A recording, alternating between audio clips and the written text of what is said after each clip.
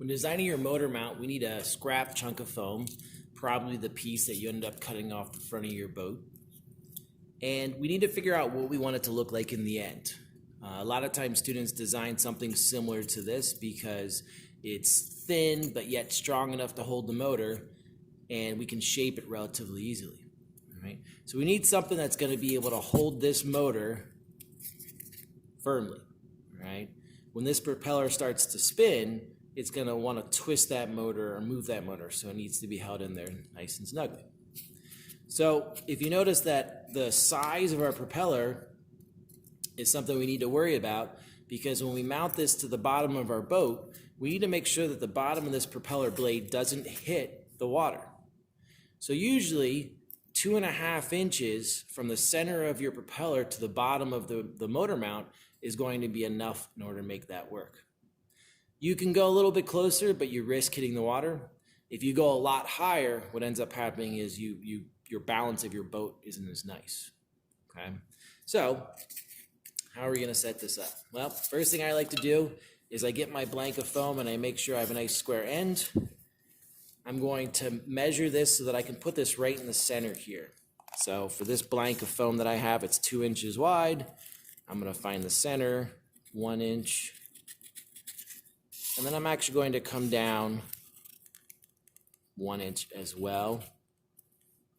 So when I put this motor here and I drill my hole, you can see that I have enough foam around the motor in order to hold it. All right.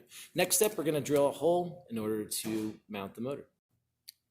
To drill a hole through our piece of foam, we're going to use the drill press. If you don't have a drill press, you can use a handheld drill. And if you don't have that, what you can end up doing is using an X-Acto knife to actually cut out a hole. What we're trying to do is make a hole here that's a little bit smaller than the diameter of our motor.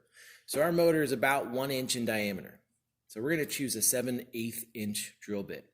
That's going to make it so that when we push this in, it's going to be nice and snug. All right, since we have a drill press, we're going to go ahead and use that. I've got my mark where it needs to go. I put a piece of scrap wood underneath it so I'm not drilling into my table. And I'm going to go ahead and drill in, remove some of the chips, drill in a little deeper, remove some of the chips, and then drill all the way through.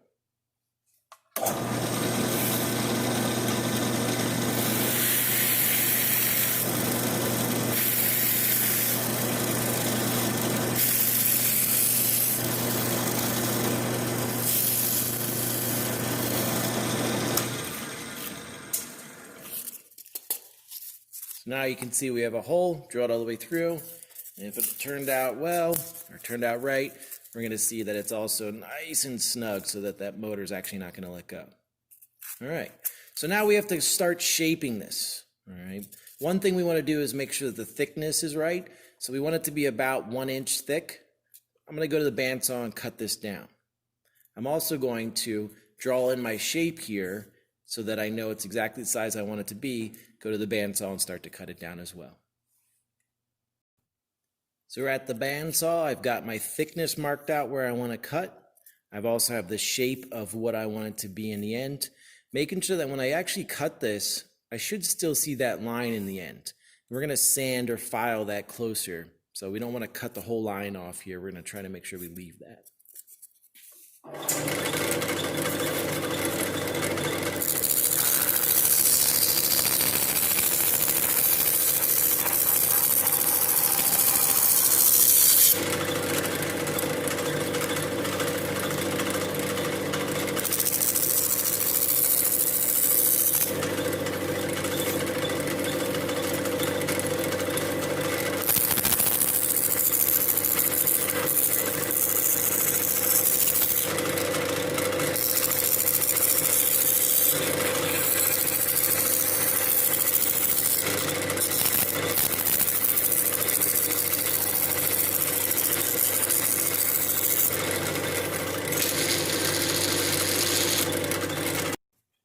Now that I have it cut out, I'm going to go ahead and take some sandpaper here and start to shape it.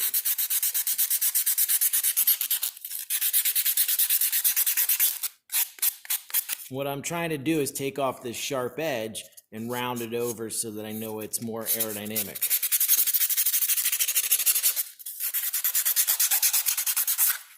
As I continue that process, eventually I'm going to get it to the point where it looks like this.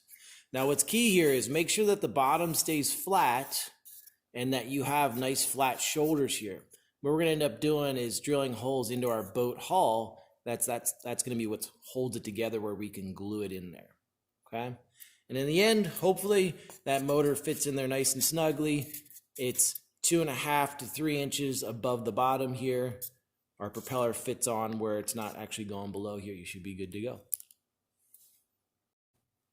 Once you have your boat hull shaped, or close to the final shape that it's going to be, your motor mount is made. We're going to go ahead and drill some holes and be able to attach it to our boat hull. So first thing I need to do here is measure for the center of my boat. And we're going to make a mark. So my boat is 5 inches, so I'm right here at 2.5 inches. Okay, so I make it on the end there so I know it's right in the middle. Then I also make a center mark on my motor mount, place those two together, and I'm going to go ahead and trace around the outside of this. So now we get our rectangle. This is the section that we're going to cut out that's going to fit that spot here that we left nice and square. Hopefully when we're done, it should be nice and secure, right? So it's wedged in there, almost holding itself without glue. So the next step is we're back at the drill press and we're going to drill some holes into the part that we marked where our motor mount's going to go. I grabbed a 3/8 inch Forstner bit, so it's a flat bottom bit. I want a smaller bit because I want to take off small amounts at a time and not a really large amount. In the corner here, if I have a larger bit, I won't be able to get as much in the corner. When I do drill, I'm going to make sure that I go to the top of this little notch that's right here, or what ends up being about 3/8 of an inch in depth. Hopefully in the end, once I drill this pocket, I can press this in there and it's wedged in there, being held without any glue. So let's go see if we can do that.